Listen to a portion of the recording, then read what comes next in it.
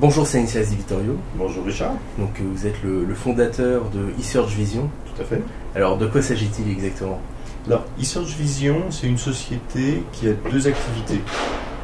Une activité de développement logiciel, c'est-à-dire qu'on fait une plateforme logicielle qui permet d'optimiser les investissements publicitaires sur les moteurs de recherche, qu'on appelle le Search Engine Marketing, le SEM, d'une part, et d'autre part une activité de service où on aide nos clients à optimiser leur campagne de publicité sur les moteurs de recherche. Dit autrement, on a des outils technologiques et soit on les utilise nous-mêmes pour optimiser les campagnes de nos clients, soit on les loue à nos clients pour qu'eux-mêmes gèrent leur campagne.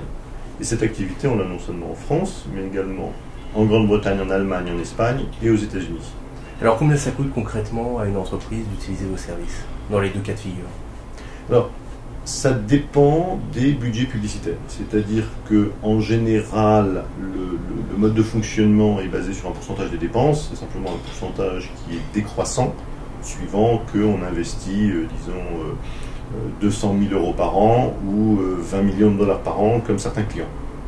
Et ça, que ce soit du logiciel ou des services, c'est toujours un modèle de pourcentage, sachant que le pourcentage n'est pas le même suivant qu'on utilise un métier d'agence, fondamentalement, ou alors un métier de plateforme logicielle. Comment se présente l'outil? Alors, l'outil, c'est ce qu'on appelle du SaaS, c'est-à-dire en gros, c'est du logiciel hébergé. Donc, il y a un login, il y a un password, et puis on arrive sur une page d'accueil qui vous montre, alors qu'on peut configurer comme on le souhaite, hein, c'est le client qui configure sa page d'accueil, qui va lui donner les dernières nouvelles de ses campagnes. Est-ce qu'il y a eu un problème, pas de problème, est-ce qu'il y a un moteur de recherche qui a un problème de synchronisation, est-ce qu'il a reçu un report, plus un certain nombre, je dirais, de schémas graphiques qui lui montrent une espèce de synoptique de performance de ses campagnes. Bon. À partir de là, il y a un certain nombre d'onglets qui permettent d'aller voir les campagnes, qui permettent d'aller voir ce qu'on appelle les ad groups, c'est-à-dire les groupes de mots-clés, qui permettent d'aller voir, alors c'est un petit peu du jargon technique, mais enfin c'est la façon dont les mots-clés sont structurés, qui permettent d'aller voir les mots-clés, qui permettent d'aller voir les publicités, qui permettent d'aller voir le tracking, enfin qui permettent d'aller voir les différents éléments techniques qui font partie de la campagne, et de créer des rapports, de modifier les enchères, de modifier l'algorithme qu'on utilise, enfin qui permettent d'accéder, je dirais, à tous les leviers d'optimisation de la campagne. À qui s'adresse votre solution? Alors, notre solution, elle s'adresse aux annonceurs qui arrivent, je dirais, à une taille de campagne, donc une taille d'investissement, pour lesquels il y a un véritable enjeu d'optimisation du retour sur investissement, et il y a une complexité forte qui est associée à la taille de la campagne. Dit différemment, un petit annonceur qui a quelques mots-clés, qui ne dépense pas beaucoup d'argent, notre solution est probablement un petit peu complexe. Quand on atteint des dépenses annuelles de plusieurs centaines de milliers, voire de plusieurs millions, voire de plusieurs dizaines de millions d'euros ou de dollars investis, on a très souvent des centaines de milliers de mots-clés dans la campagne. Ça représente un budget qui est extrêmement important en termes de dépenses. Et donc, pour l'optimiser, on offre effectivement une palette d'outils qui permettent d'optimiser les performances typiquement de 30 à 40%. Donc on en aura 30 ou 40% en plus pour son argent. Qui sont vos principaux clients aujourd'hui? Alors, on a des clients dans à peu près tous les verticaux.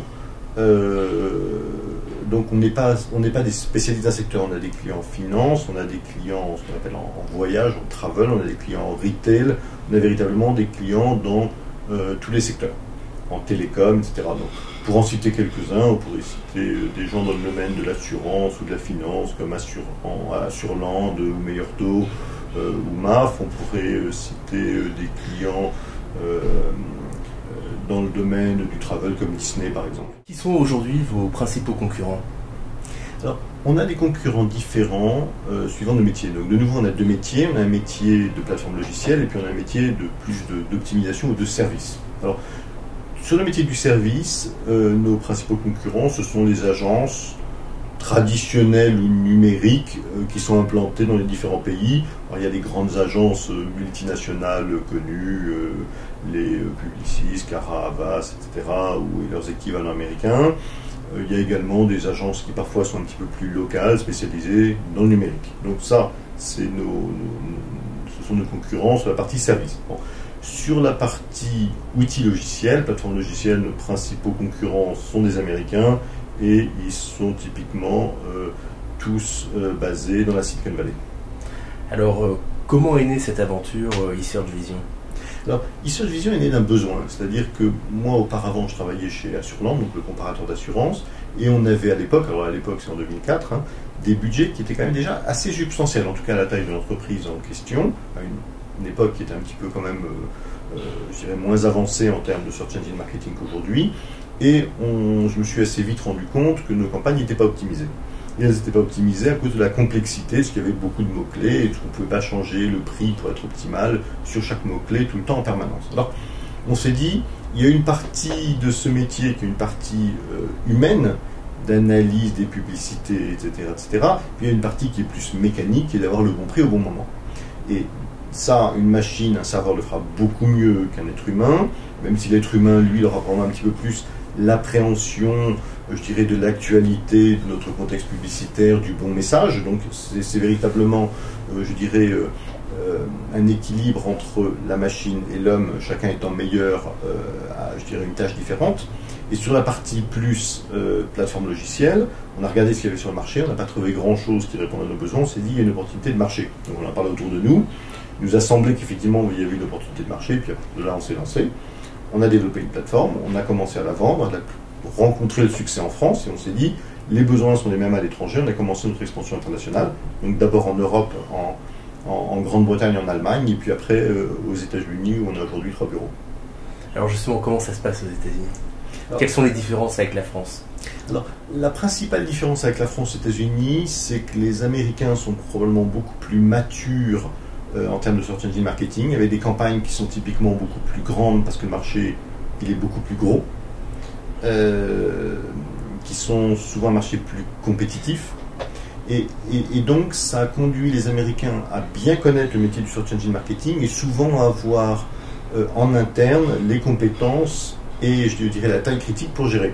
Donc autant pour nous l'Europe est quand même un marché à dominante de services, les États-Unis est très clairement un marché à dominante logicielle. La plupart de nos clients aux États-Unis achètent notre plateforme logicielle qui est extrêmement performante techniquement. Alors l'avantage des États-Unis, c'est que c'est un pays très ouvert, donc les gens sont assez ouverts au fait, quand ils voient quelque chose qui leur paraît bien, de l'essayer. Et puis de se dire, si ça marche, tant mieux, et si ça ne marche pas, ça passera à autre chose. Donc de ce point de vue-là, l'appétence des Américains pour la nouveauté, et puis finalement leur esprit d'ouverture par rapport à une entreprise française qu'ils ne connaissent pas nécessairement, nous a été quand même bien utile. Quels sont les projets pour eSearch Vision en 2010? Alors, eSearch Vision en 2010, c'est d'abord continuer notre croissance dans toutes nos géographies, en particulier aux États-Unis, mais également en Europe, donc dans toutes nos géographies.